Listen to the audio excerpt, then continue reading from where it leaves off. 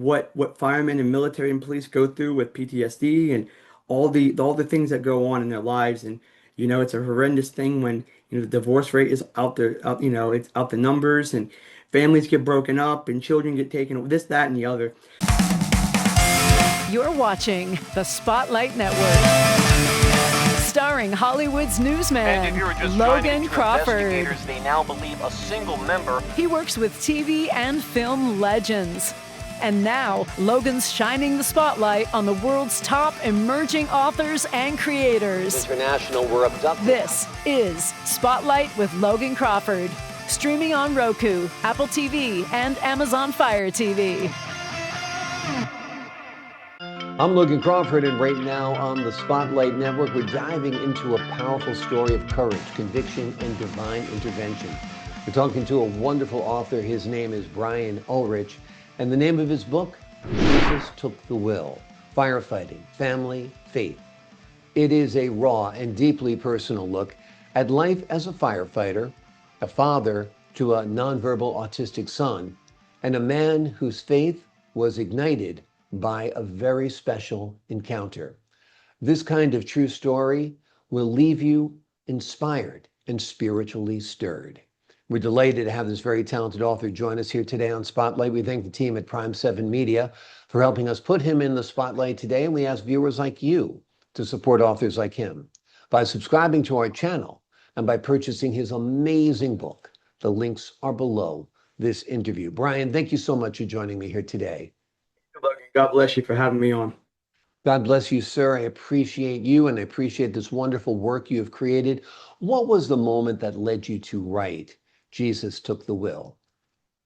Well, it was kind of it was a culminated moment from the time my son, like you mentioned, David, was born nonverbal autistic, till the pain that I felt and the horrendous thoughts of suicide, and just horrendous.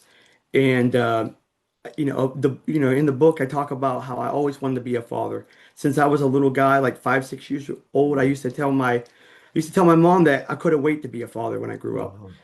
And so it set my life upside down. Yeah. And what in a good way.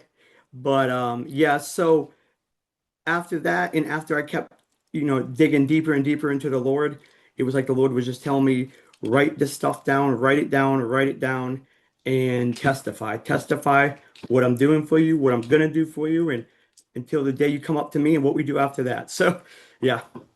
Well, wonderful. We're glad you shared that testimony in this book because it is very profound.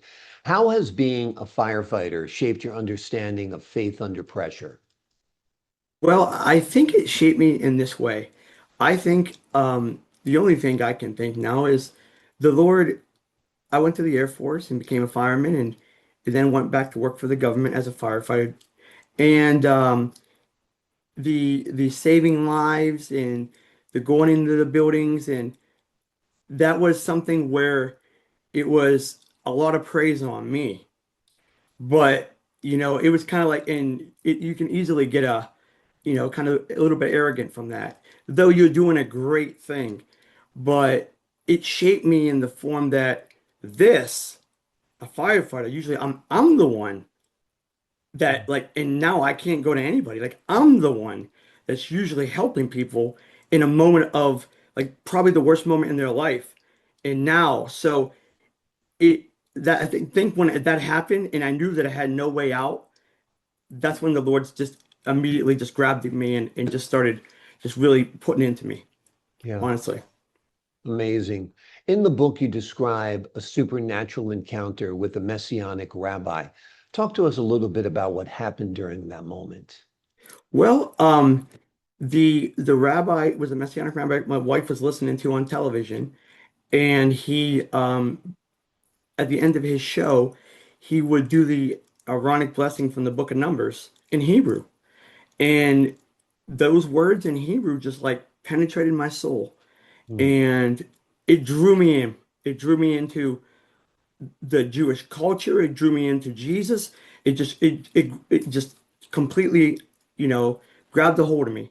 Mm. And from that moment forward, I just, started pursuing my own of Bible reading and prayer and whatnot, and the deeper and deeper I got, it was just like the Lord was doing more and more inside me, and it was just, I was testifying about it.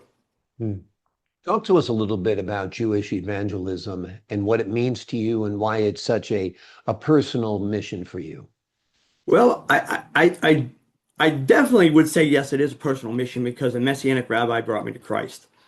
But as I pursued deeper and deeper in the Lord, and now with theological studies with Greek and Hebrew, university degree, and I know the Lord has called me to get my doctors in Semitic languages.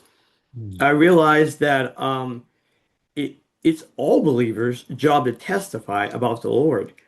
And it just so happens the Old Testament, New Testament lines up pretty well where, I know that the majority of people, I think, know that they should go and talk to the Jews.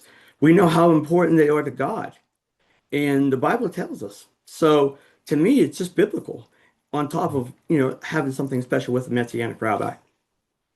Amazing, amazing. It's amazing how it has transformed your life, that encounter that you had on the TV show that your wife was watching. It's had a profound effect on you and the others around you.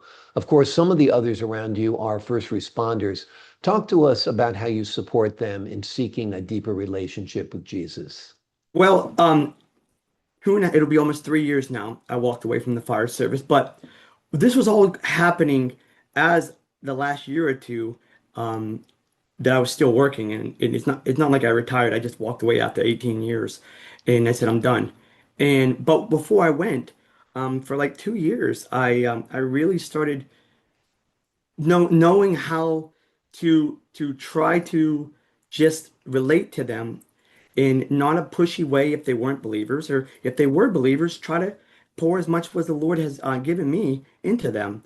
And I feel strong about, them and what firemen and military and police go through with PTSD and all the things that go on in their lives. And, it's a horrendous thing when, the divorce rate is out there, it's out the numbers, and families get broken up and children get taken, this, that, and the other. So to me, it's just something like, hey, firemen have plenty of time to know the Bible. Firemen have plenty of time on their hands at the fire station. We do want go on a lot of calls, but there's times where we have a lot of downtime. And to me, it's just they're primed. They are primed to be poured into by the Lord, and me as a vessel. So. Yeah, wonderful, wonderful. You talked a little bit about David and about your reaction when he was first diagnosed with nonverbal autism. Tell us how that relationship has evolved over time.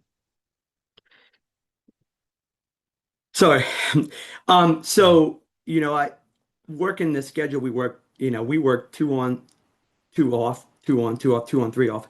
We worked on, multiple variants of that. So I was gone a lot, but when I came home, me and him would go for walks where we live here, and when he was a baby, and we just wouldn't speak. And but I didn't know the Lord was doing so many things in both of us.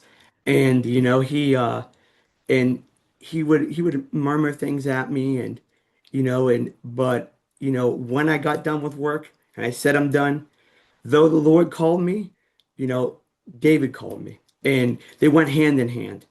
And that device of autism was a device to get me to Christ. But the more I poured into the Lord, the more the Lord poured into me. I didn't have to really do nothing with David. I couldn't. Mm, David just started speaking more. My mm, wife and I just, we homeschool both of my children, but he just speaking and reading, the immense understanding of things now at 7 years old is off the charts. And we did try to walk the path of autism and ABA therapy and all that. And be honest with you, Logan, it honestly, it was drawing the it was drawing me away from the Lord, because it was drawing the children away from the parents. Listen, it might work in some cases for other children, but it wasn't going to work for David. yeah. And so that's how I feel firmly about it. Since coming to the Lord, I'm pretty firm in a few things. And I stand my ground on a couple things. Yeah, exactly. Always like the saying, God don't give you what you can't handle, you know, and Yes.